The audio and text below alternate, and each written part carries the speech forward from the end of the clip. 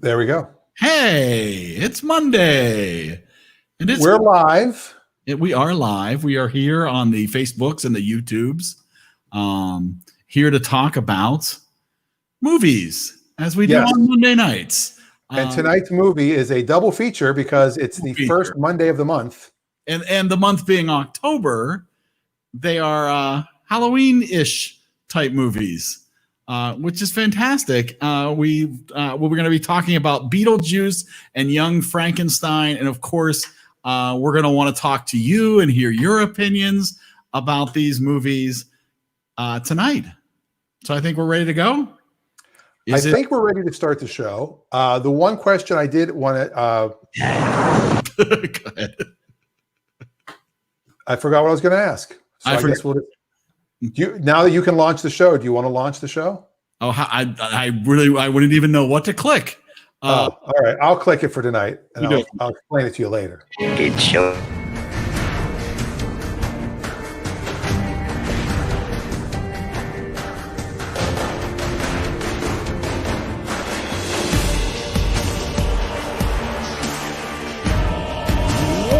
Oh,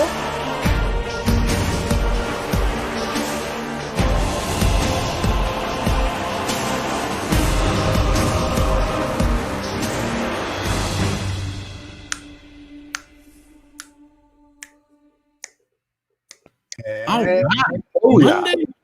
How about this?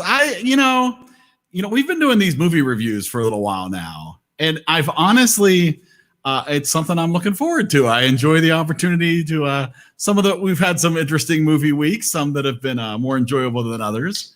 But I think these double features are kind of fun and gives you definitely something to contrast the movies to. And these, while both are comedies that we're talking about tonight, are wildly different comedies. Yes. Such a different style of humor in each one of these movies. Obviously, these movies are separated by 14 years. 1974 for Young Frankenstein, 1988 for Beetlejuice. And so the very different times, obviously Young Frankenstein is trying to look like it's even much older than 1974. So how would you like to start off our discussion tonight? Mr. Well, I think we should go in order, I guess, of years. Okay, so we'll go with the orders that they were made in. I think Young Frankenstein's probably the first one. The flip of the order that I watched them in, which is totally fine. Because I started with Beetlejuice, and I'll explain why later. But let's talk about Young Frankenstein. I'm going to guess you have seen Young Frankenstein before this week. I've seen both of these before. Okay. I've seen Young Frankenstein quite a few times. This was my first complete viewing of Young Frankenstein. I had never watched. I have seen snippets, and maybe sat in for like 10 minutes when it was on television, back when they used to play movies on TV. But this was my first actual viewing of Young Frankenstein. And it is interesting that they chose black and white. That was a creative choice. And what was also interesting is that the studio did not want to do it in black and white. Really? And they said to Mel Brooks, interesting backstory, why don't we shoot it in color just in case? Because some countries were required to be in color. Oh, interesting. Or something like that. And he said, no, because then if we have a color print, you're going to release it in color. Absolutely. So they I don't think this movie would have worked nearly as well in color. Yeah, and they filmed it in black and white. I stand by that choice. I think that was really wise. I think that, obviously you have to film things a certain way if it's black and white, right? Because you can't rely on color to tell any part of your story. Everything you do needs to be very methodical about the fact that it's going to be black and white. Right. Unlike other things that you shoot in color and have to make black and white because of a mistake. In a pinch, if you have to, you have to. But if something's overexposed, for example. Well, things happen. Things happen. And so sometimes people use black and white as a crutch, but they did not for this movie. They purposely did this movie in black and white. Right. So if you're looking for good black and white that was done for a crutch, go to Dan Rosenberg Overexposed, available on Amazon. Absolutely. And I think your special works better in black and white as well. Not sure why. I think this show tonight might work better in black and white. I wish there was a way we could do that. That's, we should have dressed for the part. But so I mean, this Young Frankenstein is an incredibly quotable movie. And it was funny because I do tend to like review sound clips afterwards just to try to spark memories of the movie or whatever. And reviewing these two movies, I definitely found that while I enjoyed both movies, I think both movies are fantastic. After watching them both fresh now in 2020, I found Young Frankenstein actually more enjoyable than Beetlejuice. I would agree. Yeah. I mean, there's I was distracted the entire time by how young and skinny Alec Baldwin is. Well, yeah, we'll get to that because I do have opinions about Alec Baldwin and Beetlejuice. But I felt we watched Spaceballs, right? So if you're looking at these as Mel Brooks movies, if we're going to talk just as that comparison goes, this is light years beyond, and no pun intended, well, maybe a little, beyond Spaceballs. Yes. In my opinion, the humor in this movie is more subtle. It's not subtle, but Spaceballs is so like in your face. Like no stone is left unturned in Spaceballs. If there was a joke opportunity, they took it in Spaceballs. But here, the jokes simmer a little longer. You get a chance to, breathe in between the jokes. And while there are definitely corny jokes, it's not as in your face. It's not as gaggy. Yeah. And speaking of face, Marty Feldman has such a face with his eyes. Oh gosh, Igor. Now let me talk about Igor. Let's talk about Igor for a second. Honestly, my favorite part of the movies, almost all of the lines from Igor, are some of my favorite parts, and I will. Where he did ad-lib quite a bit. There. What? There, wolf. There, castle. Werewolf. There, wolf. Werewolf. There, castle. Enjoy that.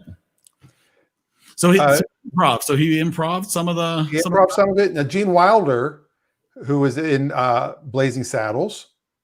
Yes. Which is the same year, I believe. That was also 1974, I believe. Or maybe I'm wrong about that. There was Gene Wilder had another big release in 1974, as well as Young Frankenstein. Blazing Saddles. How about that? See, I knew that. I didn't know that, but I found that out today. So, 1974 was a big year for Gene Wilder. February 7th, that one came out. And this one came out 2 days later. No, I'm kidding. December 15th. Okay. So it was almost a year later. Barely we're in the same year, but Gene Wilder told Mel Brooks, I'm only going to do this movie if you're not in it. Now that is interesting, and I will say it was one of the things I enjoyed about this movie was that there wasn't a Mel Brooks appearance. Right. I like Mel Brooks for a ton of things that he does, but I felt that if he would have joined this movie, it would have become schlocky, and they already had Igor with those kind of lines, right? With the Igor, would you give me a hand with the bags? Certainly. You take the blonde and I'll take the one in the Taven. Right? Igor could have been Mel Brooks. Yeah.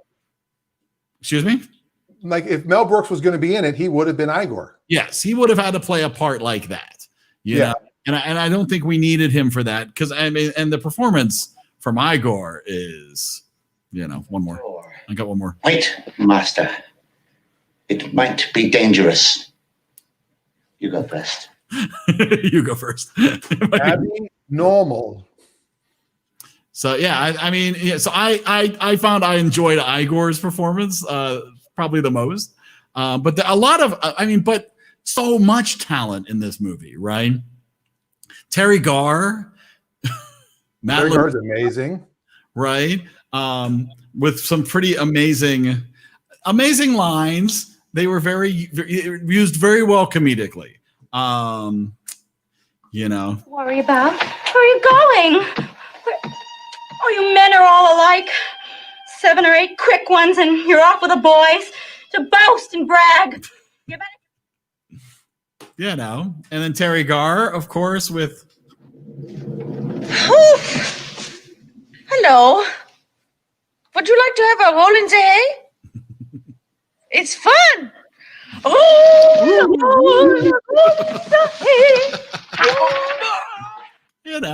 And one more. Okay, I got one more. All right. You would have an enormous Schwanzstücke. And there you go. What a Schwanzstücke. And that's that. The whole movie hinges on that. Yes. And Peter Boyle, the monster. Peter Boyle from Johnny Dangerously. From Johnny Dangerously and from Everybody Loves Raymond. Absolutely. It's amazing how many I'm seeing things that are going intertwined in our movies. Oh yeah, well you can tell we have but I think a lot of the great comedies do have the great comedic actors in them, so not overly surprising. I mean, Cloris Leachman. Yep. She's fantastic. Mel Brooks, of course, he thought the Walk This Way gag was too corny and was going to cut it completely out of the film. Really? Yes. And I don't know if you know this, but with that? And that means a lot.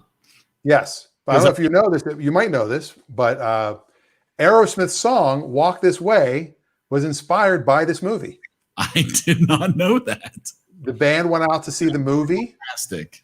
And Steven Tyler wrote the hit the next morning. I'm glad they didn't cut that because that's iconic.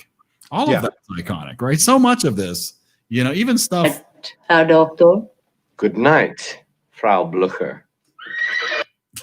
Every time you say Frau Blucher. I don't even get that. But I mean, all right. So we've talked a little bit about young Frankenstein, and obviously we're going to come back to that when we get some other people to join into the conversation here when we open up the link. But real quick, before we open up the phone lines or the camera lines or whatever, the stream lines. Get your camera ready. Let's talk a little bit about Beetlejuice. Interesting fact. Here's my Casey Kasem moment. Okay, good. I bet you didn't know this. I'm Casey Kasem. Interesting fact. Beetlejuice was the first DVD ever sent out on Netflix. Really? Yes. That was number one. Number one. 1998. The first one they ever sent out was Beetlejuice. Now that is interesting. And I also thought it was interesting that Principal Mooney was in this. Oh, absolutely. And fantastic, right? And his name is Chuck Dietz. And look at that kitchen. You're finally going to be able to cook a decent meal. Amazing. But they're the Dietz family, which is your in-laws. Only my in-laws, absolutely. He's Chuck Dietz, your brother-in-law. And again, this movie too, packed with amazing talent, right? Catherine O'Hara, young Winona Ryder. Yeah. Right? Yeah. And obviously Michael Keaton, you've got, and again, pretty quotable movie, right? Again, these movies are pretty iconic where if you love these movies, and you are among people who would get those references, they're very quotable, My whole life is a dark room. One big dark room. And then she ends up in a stranger place, in Stranger Things. And that's very true. Absolutely. She's had quite the career dealing with the darker places, though. Well, I mean, in Beetlejuice, you've got Tim Burton, you've got, and I'm going to forget who scored this movie, which is embarrassing because I looked this up earlier, but that is embarrassing. That's actually terrible. But just an enormous amount of talent was involved. I'm looking this up now, but and of course, some people will probably call in and tell us anyways. But and Michael Keaton. Obviously, we talk fondly of Michael Keaton being that he's from the Western Pennsylvania area.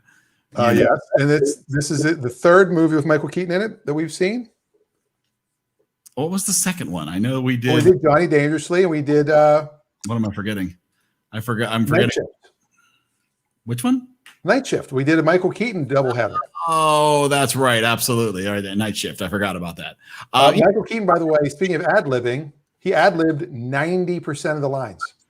Well, and I've heard stories that, they hadn't really planned on the movie being as centered around Beetlejuice, but after his amazing performance, I think it structured how they edited the movie together in ways they hadn't planned. I mean, he's not actually in that movie so much. There's so much setup between Gina Davis and Alec Baldwin. I feel Alec Baldwin is so vanilla in this movie, that I don't feel like we get the Alec Baldwin that we know and love now. I feel like he's the one part of this movie that I feel like of all the characters could have been played by anybody. Yeah, it did not need to be him. No, I mean, he's very young, he's attractive, but he's bland.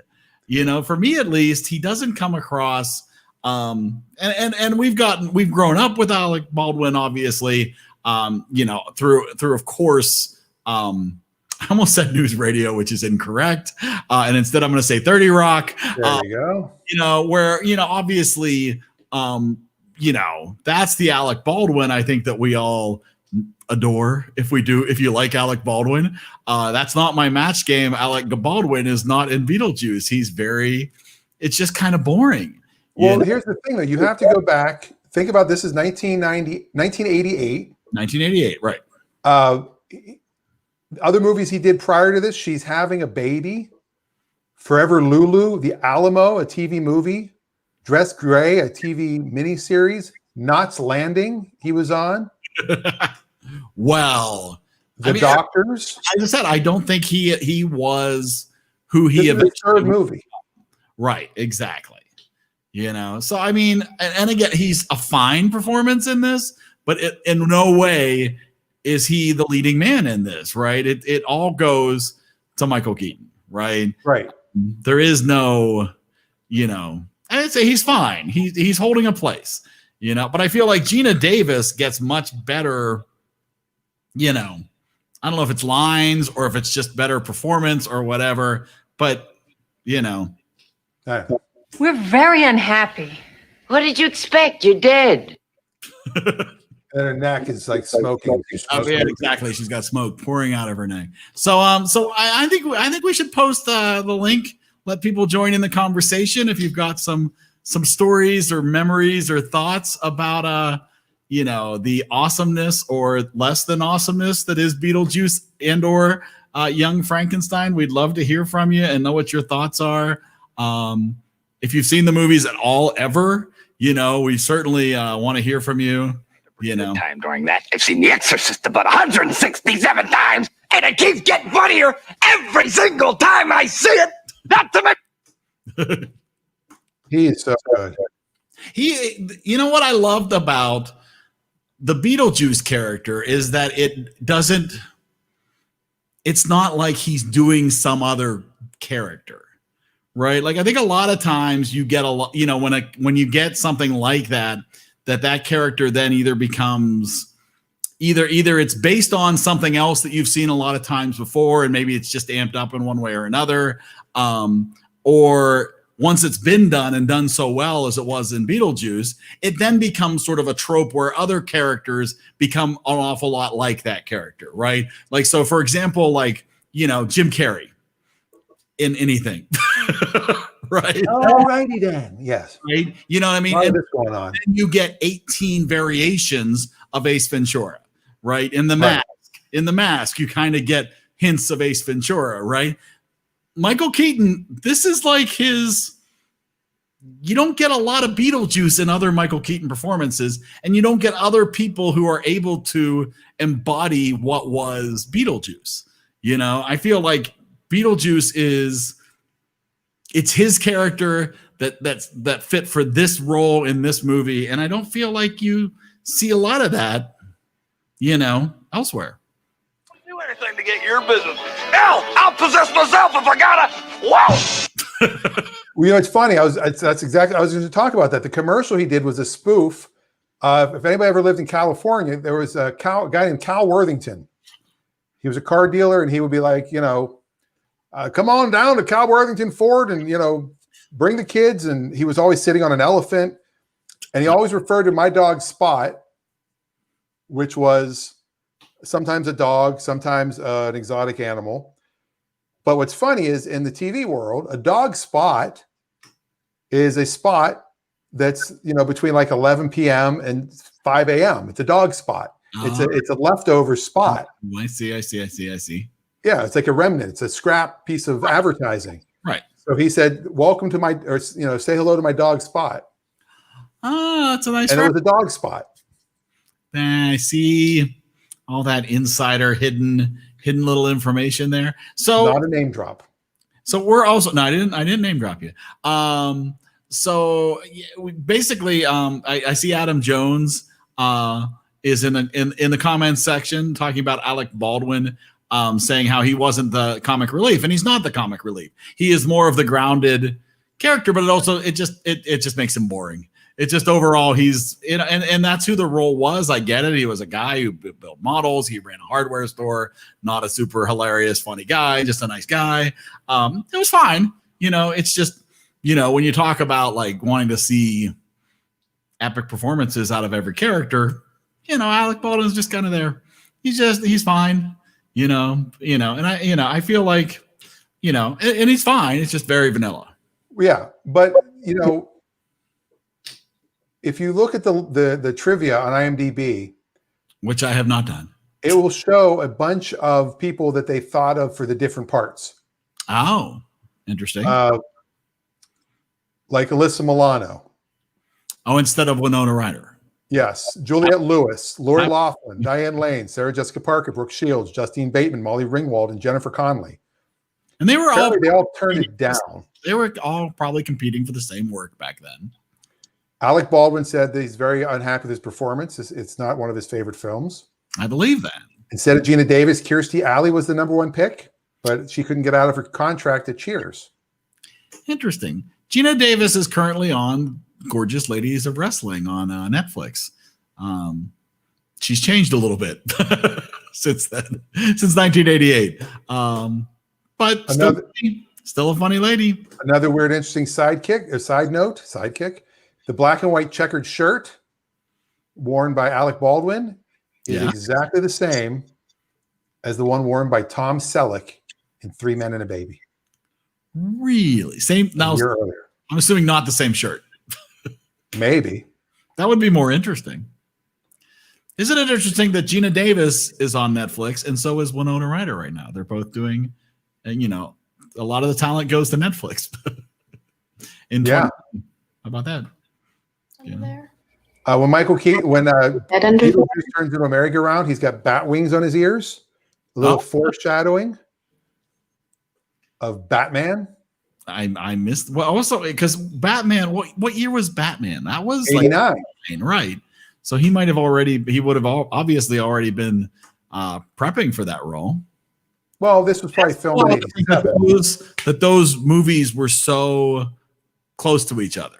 Because to me, Beetlejuice seems so much older, in my opinion. I don't know. I mean, that Batman I know is older, and it's Tim Burton as well, correct? Yeah. That's why there was no Beetlejuice 2. He was crushing it. He got Michael Keaton. I mean, he did all those movies with Winona Ryder. Busy man. That was a tight-knit group back then. Your mother has said she's seen them both a long time ago, but enjoyed them both.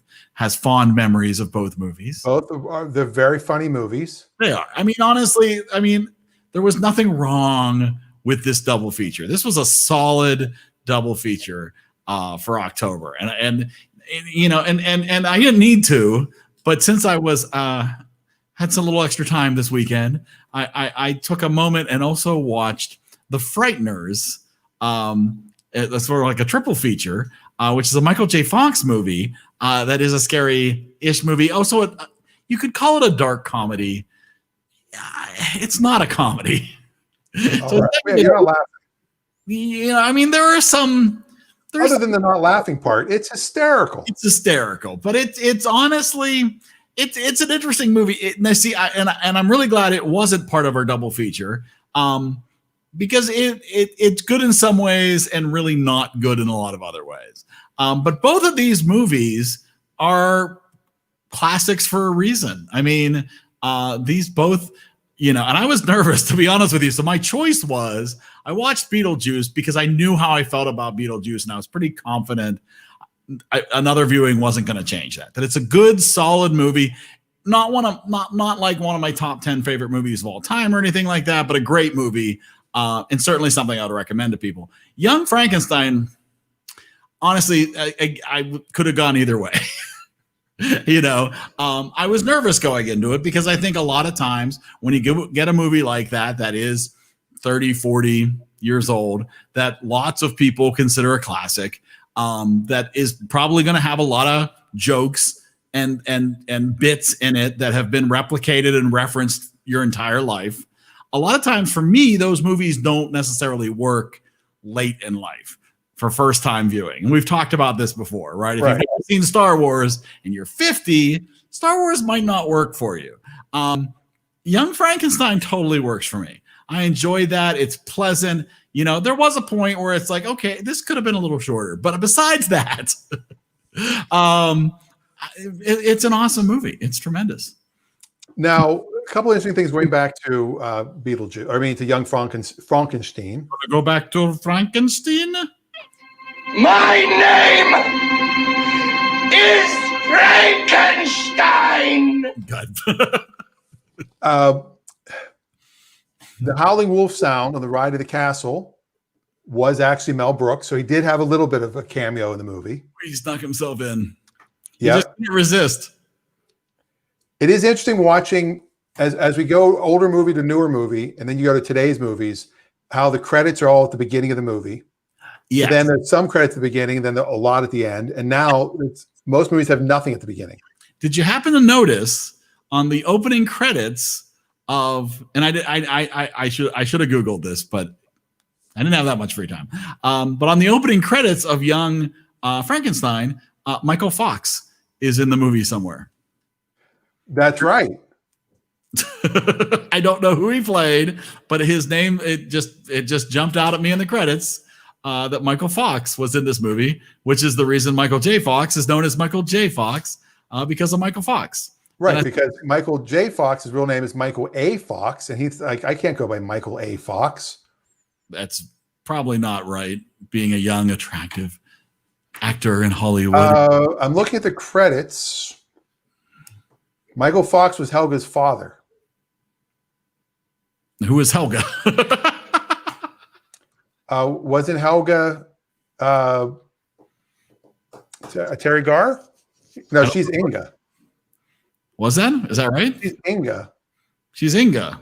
Who's Helga? Was Madeline Kahn? She was Elizabeth. She was Elizabeth. Who the heck was Helga? And why did Helga have a father?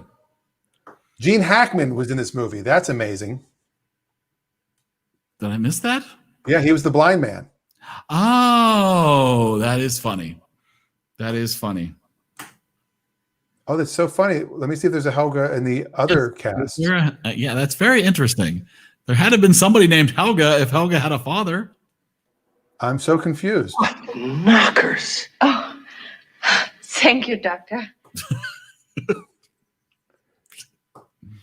And Lydia Kristen was Helga's mother. Okay, so she had parents, but we have no idea who Helga was. See, this is why we need Dave, my brother-in-law Dave, to join in, because he would probably know. Probably on the DVD commentary, they explained who Helga was. It looks like Helga's sleeping in a bed. She's a little girl. I don't remember this scene. Oh, it was the little girl who got... I know exactly who this was. Okay, so there's the little girl that's outside. The parents are inside trying to figure out where the girl is. Oh, yeah. Yeah, and then the girl is outside with the monster. She gets the monster to go on the seesaw with him. He sits down. She goes flying through the window, smacks into her bed. They go check her bedroom. She's there. Everything's fine. Why is she not in the credits? And she had a name. That's amazing. She had a name, but she went uncredited. But her parents, who had dialogue, she had dialogue too. That's very interesting. I will say one of my favorite jokes. This is the dumbest joke.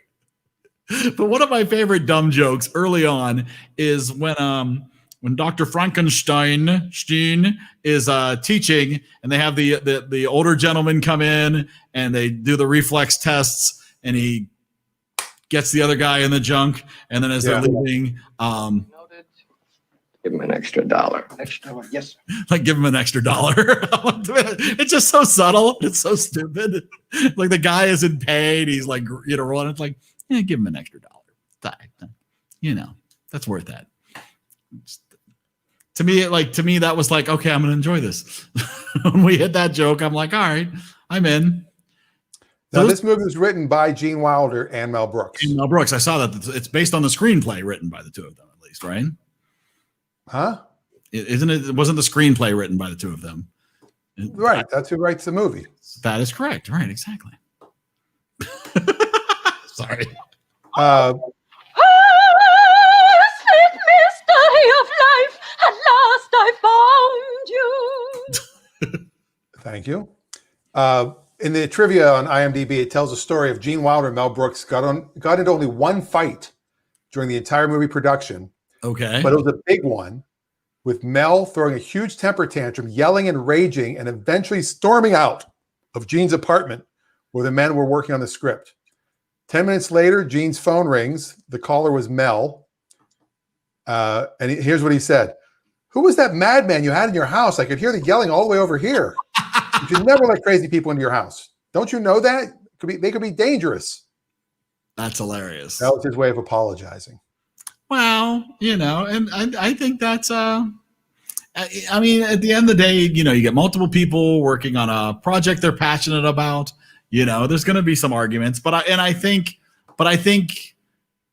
having Mel direct and not act in it and let it be more of a Gene Wilder movie is why this movie works as well as it does. Because I mean, at the end of the day, I going into it, waiting for Mel Brooks and not having Mel Brooks show up and realizing that he's directing, that it's like, he's really a great director. I mean, this is, it's a really all the Mel Brooks movies. The pacing in this movie is really great. Yes. The bits don't go on too long. There's not that sort of awkward, like, why are we still, yucking this joke up forever and ever. I thought it was really solid. Now, Walk This Way, that gag, like I said, was going to be pulled out. Yeah. They ended up doing it again in History of the World Part 1 and in Robin Hood Men in Tights.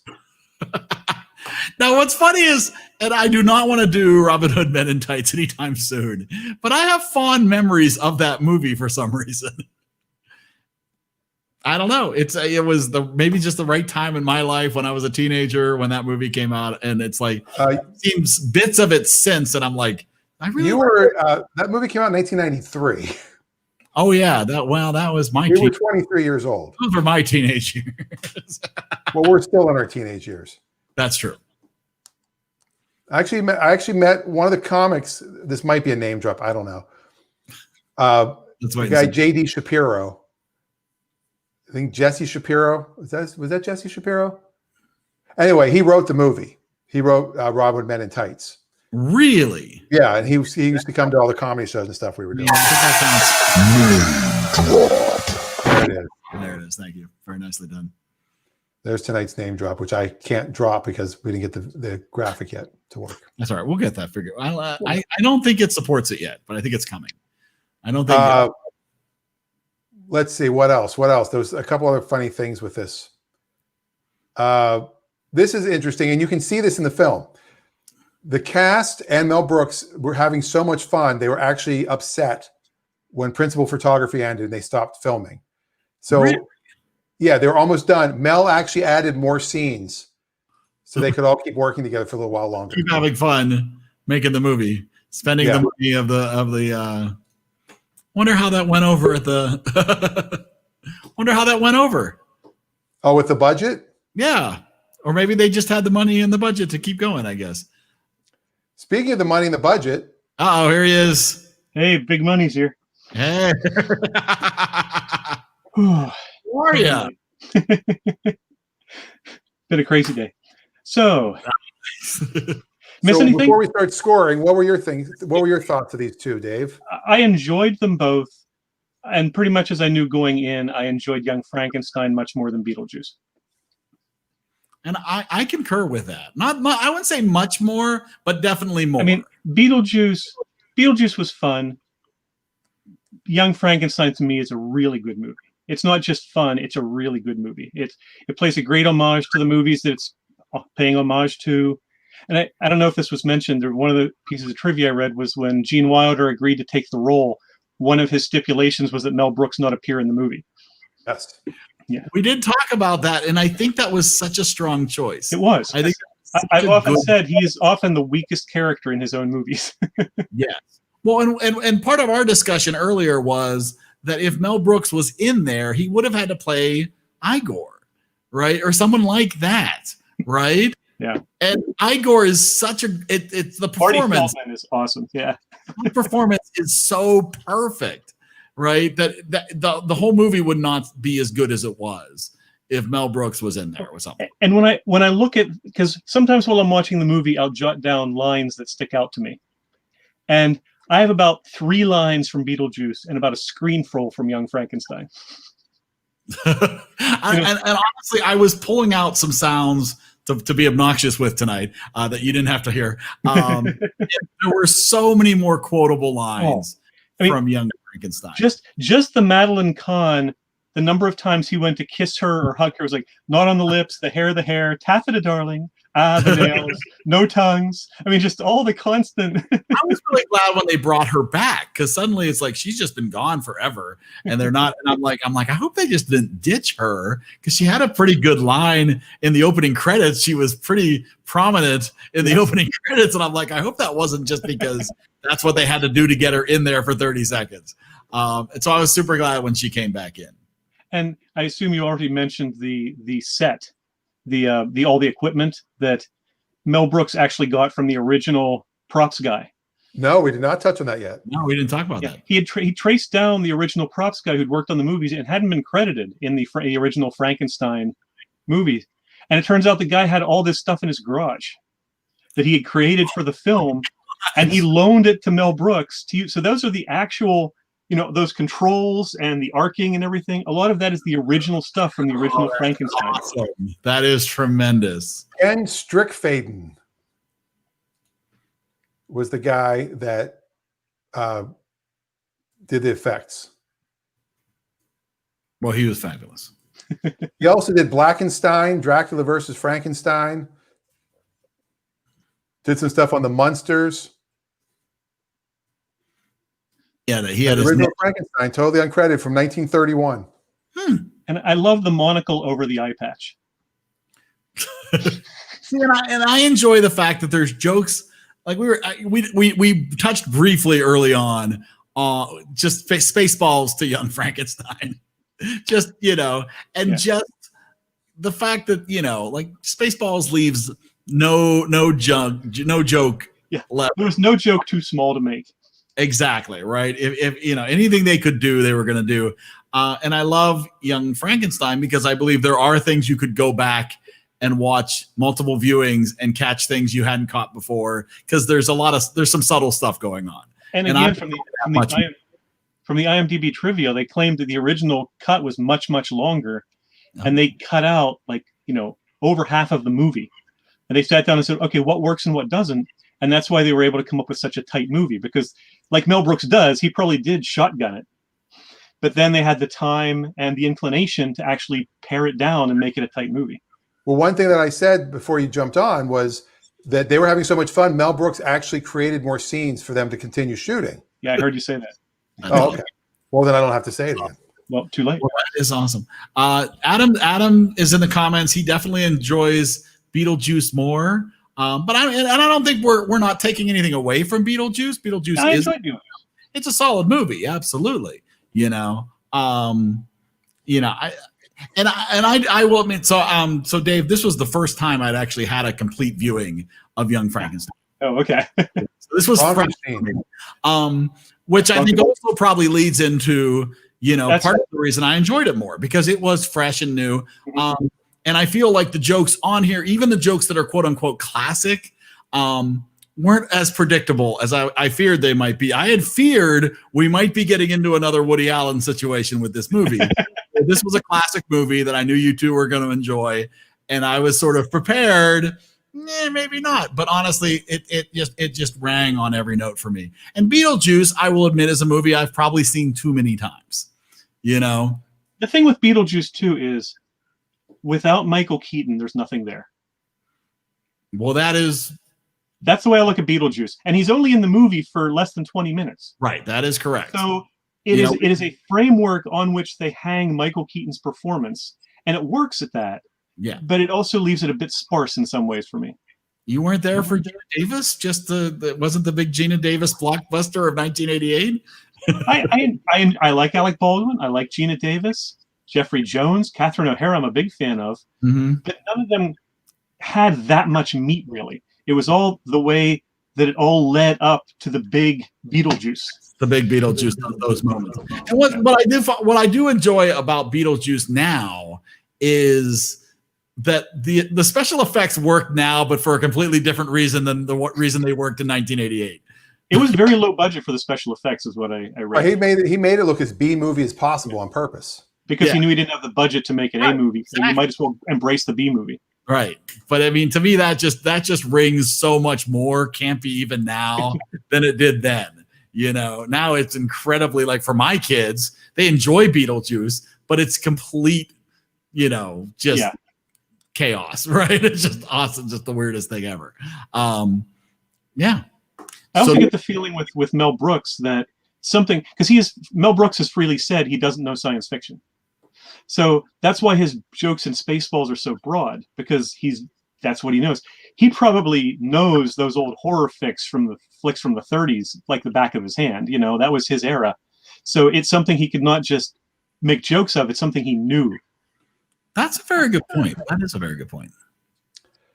Now, give some ratings to these lovely movies. Here's one little name drop for you, Eric. Oh, okay. It's a little. I don't have a little effect. I didn't meet this guy. I met his wife. This guy passed away. He lived here on Bainbridge.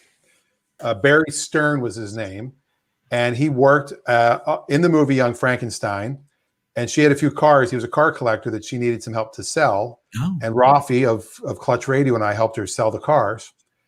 He was second assistant director on Young Frankenstein. But one of the cars, the license plate was Igor, because it was a kit car. It was supposed to look like a Lotus 7, I believe, which has a hump on one side behind the driver's side. So this red car with a hump, and the license plate said Igor. That's awesome. I love. Did you mention the hump moving? Yes, so that was ad-libbed by Marty Feldman. Yes. And they didn't notice it for a couple days. Awesome. That's super fun. He must have been a madman on set, because he's one of those Peter Sellers, kind of guys that was probably totally uncontrollable. Those eyes! Oh my God! It's like Damn your eyes! Too late. Would you give me a hand with the bags? Certainly. You take the blonde and I'll take the one in the tavern. Just makes me laugh. All right, so shall we talk about this one first for the score? Oh, I think we should get some scores, don't you think? Do you want to score this thing? Yeah, 1 to 100. All right, so if you're in the comments section, throw out a number 1 to 100. Which one? We're going to do Young Frankenstein. Young Frankenstein first. All right, absolutely. Young Frankenstein. We'll go with. I think it's fantastic. Eric, we'll give you the first one. Knockers. Oh, thank you, Doctor. All right, I'm gonna go. I'm gonna go 85. I really enjoyed this. This is definitely something I will be watching again, purposely just for fun. Oh, Birdine decided to drop in. Yeah. Yeah. Hi, Rick. Classy as always. Don't be rude. Oh, your mother gives it an 88, Dan. All right. I'm giving it an 89. Ooh. All right. I agree with my mom. I'm going to also give it an 88. 88. And Adam, I see in the comments, gives it a 70. If we've got anybody else out there who has seen and have an opinion about the movie Young Frankenstein, speak now or forever hold your peace. We'll wait on somebody to see if they want to give Young Frankenstein a number, and we'll go to Beetlejuice while we wait. I can go with Beetlejuice. I'm going to give Beetlejuice an 80. I mean, I still like it. It's certainly something I will watch again, but probably not as not as much as I enjoyed Young Frankenstein. I'm a 75 on Beetlejuice. For Beetlejuice. Beetlejuice. Yeah. Ooh, that's 3 I'm gonna times. give Beetlejuice. Yeah, I don't know. Oh yeah. Yeah. It's showtime. I love when he's sitting in the waiting room at the end and he's like looks over at the headhunter guy. He's like, "Is that your work? Pretty good stuff there." Oh, and there goes my light. Okay, I knew that was going to happen tonight. My mom gives it a 79. 79. Adam gives it an 88. I liked both of these movies almost equally. Oh, nice. Okay. So I'm gonna go 87. I like Young Frankenstein a little bit more. That little Mel Brooks edge. Just a little bit, just a tiny little bit. All right. Well, let me. I'm gonna calculate the numbers here. We'll see if anybody else joins in to the conversation before we do.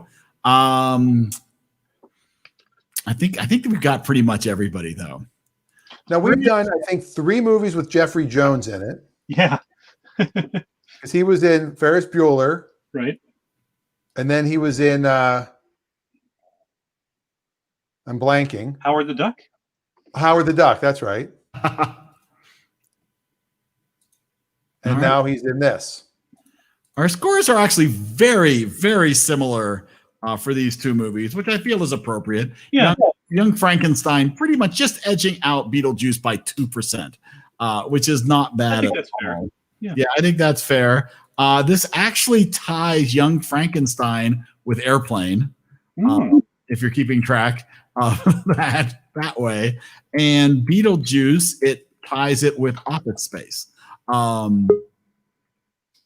So this gives us just to look through like maybe the top 5 or 6 movies we have here. We're looking at going from the top down: Back to the Future, Galaxy Quest, Airplane, Young Frankenstein, Ferris Bueller's Day Off, Office Space, Beetlejuice, and Spaceballs.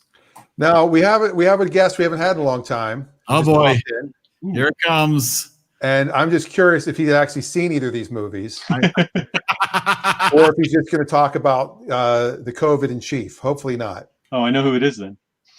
Rick, where have you been? It's Doc Brown. It is. Busy with work. Look at my Have hair. you seen Beetlejuice or Young Frankenstein? Haircut. There wasn't one.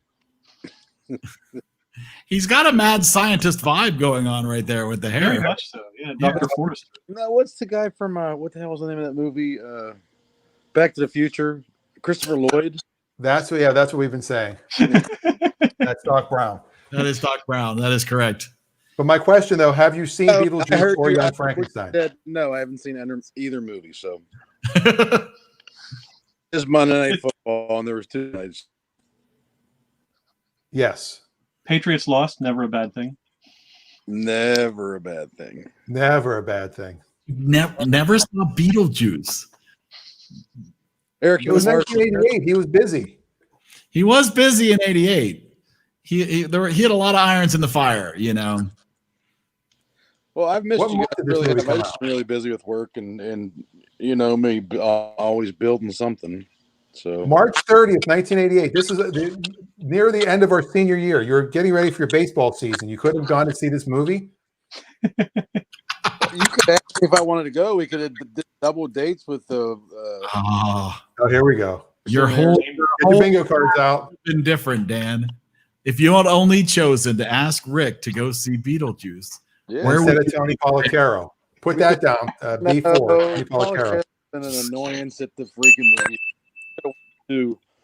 What was the one when the tornado came through and it blew the whole That was 85. Yep, that was 85. That went through. So what's the name of that? Wiped out Gaylords, or well, actually, it was James Way. Yeah, and wiped out the drive-in. James Way. It blew away just yesterday. I'm upset I had a layaway. You probably did have a layaway at James Way that James Way. Yeah, always. Why that tornado had to blow. We just finished rating the 2 movies from this week. We need to rate one of the 3 remaining movies in our queue. Has Rick seen any of those 3 movies? Let's see if Rick has seen any of these 3. Okay, we'll bring them up. I guarantee that Rick has not seen either one of any of these movies.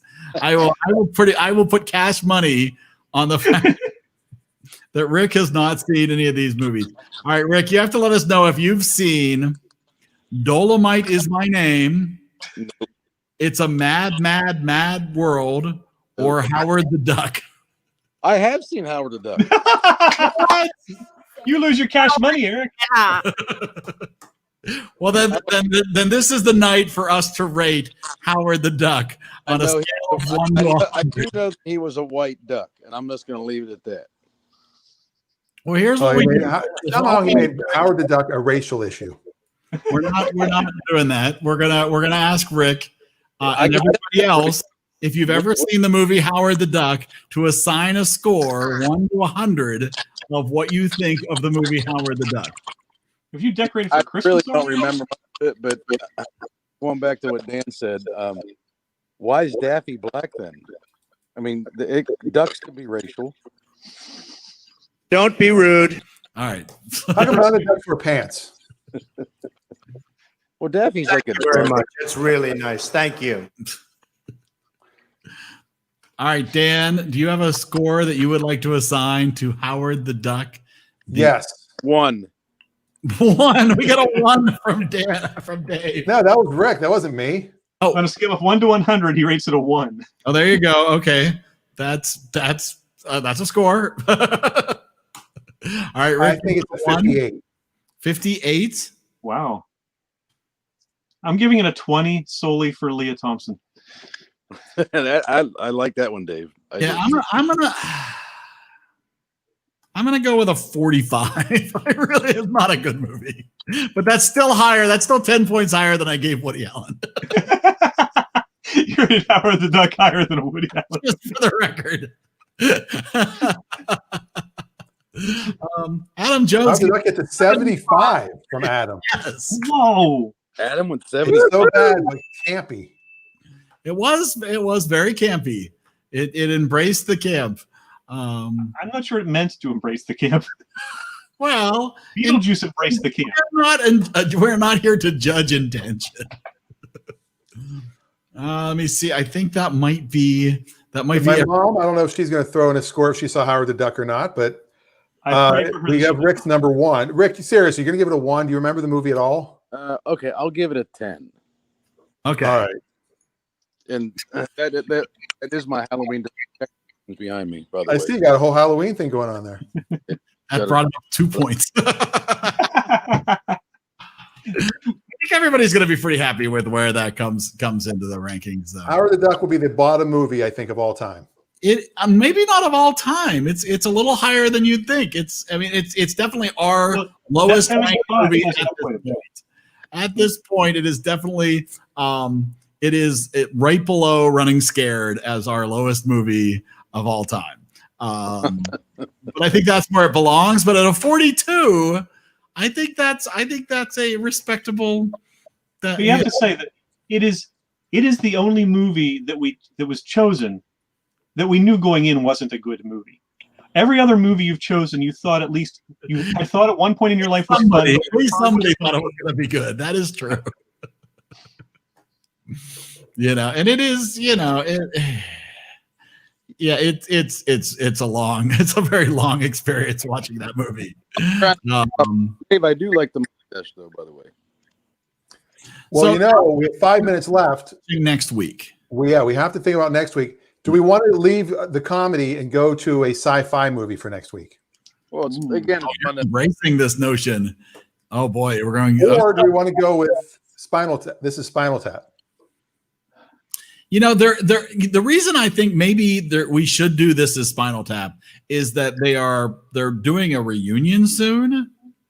That I think would make it very timely. I say yes to Spinal Tap. You say yes. I think Dave is going to say yes. I have no say, but I'll agree. Everybody has a say. I think we have floated this as Spinal Tap around in so many different means and discussions. I think we should definitely do this as Spinal Tap. Shouldn't we watch Spinal Tap on the 11th? We should do it on the 11th. We'll actually be talking about it. We have to watch it on the 11th. It'll be. Yes, that is correct. You can crank that up to 11. I'll tell my Harry Shearer story from New Orleans. I have a very good Harry Shearer story.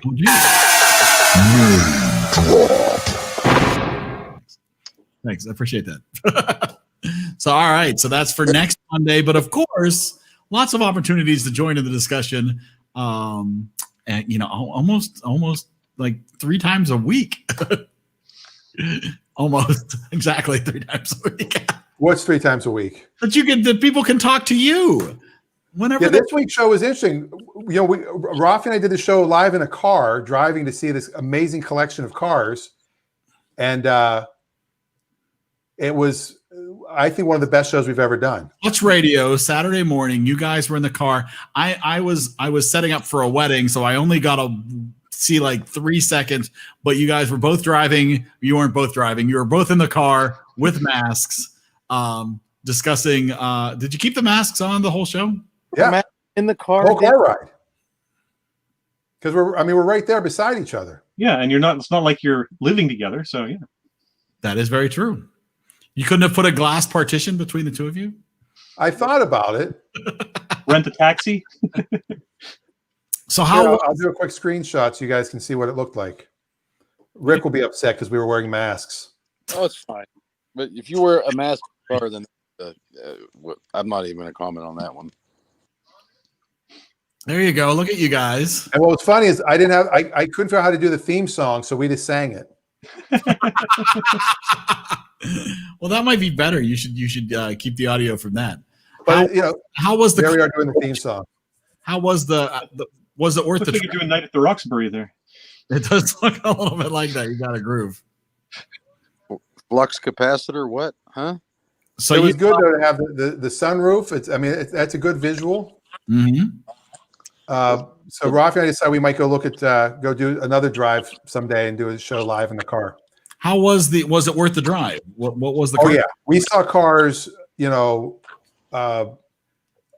guy asked us not to say who he was. He's kind of from a family that's well known, but he has a place in Sequim, Washington. Sequim. Adam's familiar with Sequim. Encouraging people to Google this. Who lives in Sequim, Washington? But he has. I think there were 28 cars there. He had 5 buildings or 6 buildings on the property. Wow. And some were. One was like $1.5 million Mercedes Gullwing from 1955. He doesn't happen to own Nike, does he? No. Okay. That's Oregon. Were there kids? Were there kids there, or was this an adult Sequim? This was all adult. This was just wait, what was that? Leave the stand up to the stand-ups, Eric. I missed what you said. I was too busy talking cars. An adult squim or adult swim? Right. So yeah, it was fun. This Friday show, the Eridan hour or so, we can talk about pretty much anything. That's true. And Dan's ready. Dan is ready to talk. Looks like a Beetlejuice outfit behind you there. Wow. Why don't we talk about... The flag is looking black and white like Beetlejuice. Who are we all going to be for Halloween? Yeah, we can talk about what we're going to be for Halloween or what we're not going to be. True. I can already be. My daughter and I are in the driveway. She's going to be Chucky, and I'm going to be Leatherface. Oh. Classics. And then what's your costume going to be? The candy table will be down the driveway, and they can take whatever they want, but I'm going to have a chainsaw sitting on my table. Now, Eric and I have also too much. If somebody tries to take too much, you can take their hands. I'm actually Eric and I have also discussed doing a show Chainsaw. about TV shows that were canceled too soon. I was So we might pick that up one night and just give it a try. That's not a bad idea. Definitely. Yeah, Eric's like hearing this for the first time. Oh, that's not a bad idea. That's not a bad idea. Glad I thought of it. We've talked about a variety of different options of television, whether it's just pilots or shows that canceled too soon, or canceled too soon, or pilots that aired, either never aired or they're online and you can just see the pilot. Why did they do that show? Yeah, that's true too. You could do an entire series of just British shows like Blackadder or the original The Office. Oh, it's true. That's very true. There's so many options. I forget. Yeah, that one. That dimension coming. Telling you. The one that was John Cleese. Monty The Python? Hotel. Oh, Faulty Towers. Faulty Towers. Yeah. Great show. Yes, great show. Never watched it. Very short series. It was, but I don't know how much Eric would enjoy it because it is one of those painful things happen type of comedies. Yes. Painful things happen all the time kind of comedies. You see, this is what they do in England. This is why they're so much better than us. They did two. They don't call them seasons. They call them series. They did 2 series, 6 episodes per series. One in 1975, and the one in 1979. Like that, we'll do 6 episodes, and then 4 years later, they're like, let's do 6 more. That's pretty much what The Office was. They did 1 series, and like 2 years later, did a 2nd series. Then they did 1 Christmas special to sort of wrap it up, and they were done. Yeah. So Faulty Towers was great. The Office. Well, look what they did with Sherlock Holmes when they had. Cumberbatch's version of Sherlock is just amazing. Yes. It loses some steam at some point because I think they were just spread a little too thin, but the early seasons were awesome. It's no Enola Holmes, but it's really good. We could also do a time travel. Yeah, that's true. A special where we do nothing but time travel shows, movies. Absolutely. Yeah, I think maybe through the winter months we'll take January and just do TV. This is our pandemic entertainment channel, Yeah, if we get thrown back into lockdown, which I don't think will happen, I really don't, because I just don't think it'll happen. But if we get thrown back in, then we'll go back to daily if we have to. Dan's ready 24 hours. The good old days. Are you guys off lockdown now, Danny, or no? What's that? Are you off lockdown now? Well, I mean, legally, we're all off lockdown, but I mean, he was driving in a car with Rafi just a few days ago. So it is true. That is also Seattle, I am proud to say, had the lowest number of cases per 1,000 people in the entire of the top 30 markets. we're lucky enough that Pennsylvania is considered one of the key battleground states in the coming election. So we're getting absolutely deluged with political ads. Aren't we lucky? We have none.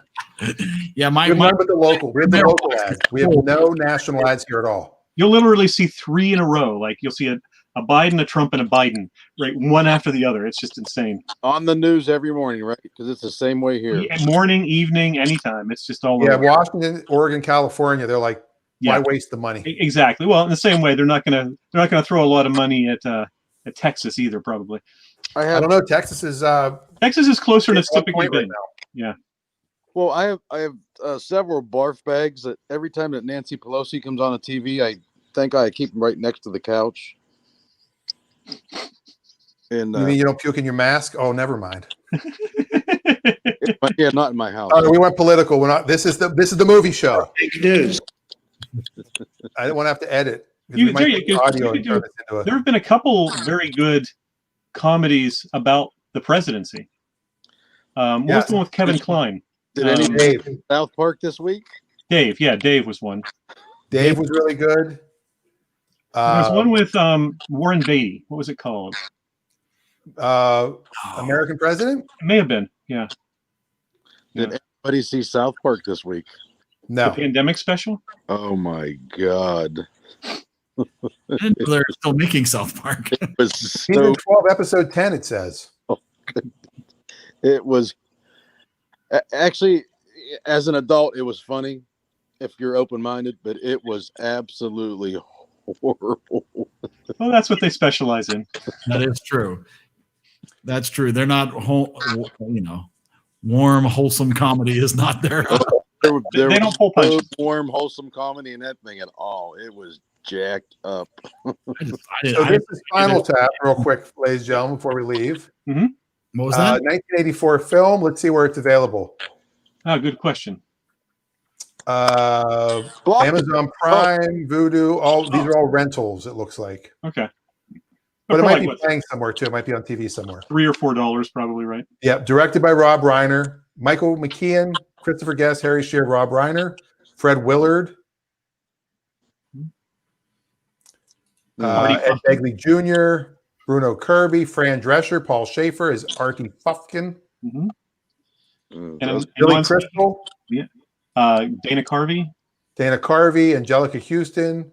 Oh, yeah, that's right. Howard Hessman. Patrick McNee was in it, yeah. I saw Howard Hessman. This is not a name drop technically. Well, maybe it is.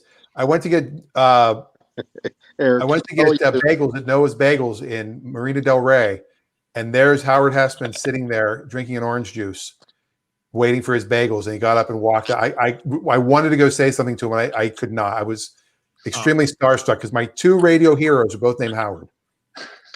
But you did not go talk to him. I did not talk to him, but I saw him. Is that a name drop? Why not? Hey, you should do a bagel flavored show too. Sure. So we've been jumping around on the movie topic a little bit here and going in different directions. And since you mentioned going with Rafi, you had also mentioned before you took this trip with him that you were unsure about the mileage and the charge in your car. Oh yes. Oh my God. We got there. We had 48 miles to go to get home, and I left with 111 miles.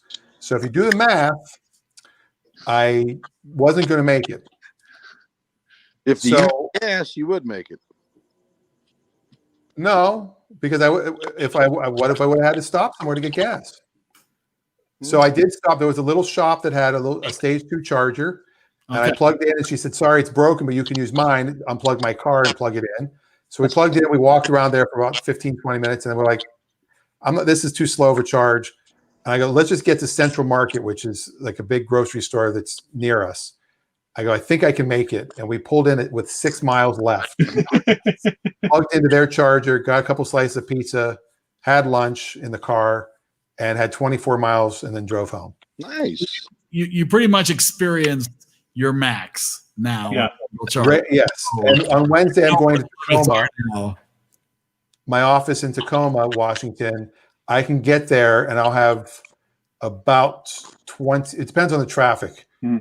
If I don't hit traffic, I'll have about 28 miles when I get there. So I have to go to the Tacoma Mall and plug in. Yeah. Okay. That is probably people's biggest concern about electric vehicles is just the range anxiety. Right. Yeah. Mine's a cheaper one that only gets 100 miles. Right. I realize it's not like now Model S. people have Teslas that get 400 miles. Yeah. Most cars don't get 400 miles when you fill the tank. Yep. So just plugging it in at a high-speed charger, I get almost 500 miles out of my Chevy. Yeah, and you get 8 miles a gallon though. You've got a 75-gallon tank. A 36-gallon tank. It costs a shitload to fill it up, but 500 miles out of it. But he's an American. I spend probably $8 to fill my tank. Oh well, that's why you were able to put that nice deck on the back of your home, and I can't. Yeah, but you got the Halloween decorations. I do. And Adam talks about the Tacoma aroma. Oh my God! We have an enormous Schwanzstücke. Goes without saying. Let's not talk about Rick's dog tonight. Yeah, no, it hasn't grown at all. Trust me. And if you would like to watch a cast reuniting of the This is Spinal Tap, the cast. This is Spinal Tap is reuniting to benefit the Democratic Party of Pennsylvania. Rob Reiner, Christopher Guest, Harry Shearer, Michael McKean on October 14th. I think I might miss that one. So the They'll miss 14th you. is after we watch the movie. That is correct. But this way you'll have watched the movie before the reunion. Well, I can't because Christine McCauley will kill me because I won't give Bingo! Bingo!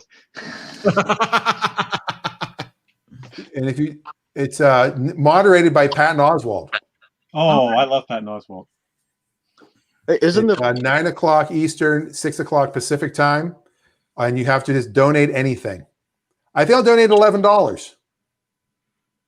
I think that's a reasonable donation. Not 11-11? And they have done reunions of Final Tap since the movie. Like there are, you know. Well, when they brought out the Break Like the Wind album, they had a tour, and that's when I saw them in concert. And then after that, after that they did their Unwigged and Unplugged tour, where they were doing some Spinal Tap songs and some songs from the Folksmen when they did A Mighty Wind. Yeah. Nice. We went to see that in Cleveland. So I think there'll be lots to discuss for this Spinal Tap. That'll be fun. That'll be a good. Rick will have to keep his guitar prominently displayed during the show. That's right. Exactly. You might You forget my amp. Ooh. Oh yeah, and you might want to plug in your guitar. You know. Hey, just do a band show. Learn to play a Spinal Tap song before then. That'd be pretty good. There you go. You got a week. You're pretty good, Dan. You got some riffs in you. They don't have the most complex chord structures. Yeah, no, it's pretty basic and simple chords. And Yeah. Dan could rock it. Could you sing like that too, or no? I can't sing. Well, Eric actually looks like Spinal Tap. Eric needs to wear like one of those, like a wife beater shirt, and then you can play the guitar. I could do that. Adam Jones made a comment about the Dukes of Hazzard reunion. Adam, we're going to end on that. That is the line of the night right there. And that's it. I think we've peaked now. Just a good old boy. Respect, Adam. Mad props, Adam. Nice job. Even Rick's laughing at that. That's pretty good. It is. Pretty All right, good. yo. I'm All on right. the road. Thanks, Them everybody. boys. We'll see you next time. You are Let's fake watch. news. Sorry, wrong button. Thank you for the Let's watch, entertainment. This is Final Tap. See you next time. All right. Bye-bye. Bye.